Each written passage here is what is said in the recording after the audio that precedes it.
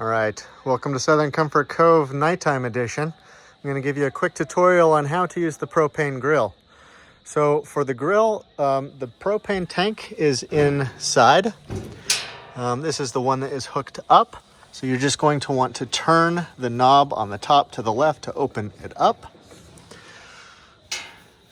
There is an extra propane tank here to the right. In case you happen to run out, you can swap them out and hook that up.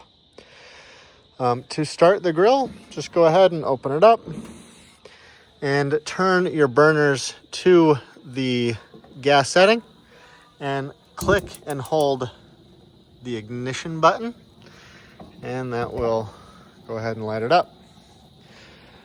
There is also a burner here to the left if you have a pot that you would like to warm up or boil.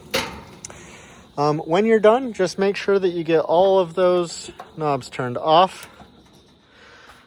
Please do clean the grill with the provided wire brush, like this. And go ahead and turn the gas back off by turning it all the way to the right for safety reasons. And after the grill has fully cooled, please also put the cover back on it as you found it. And that is all.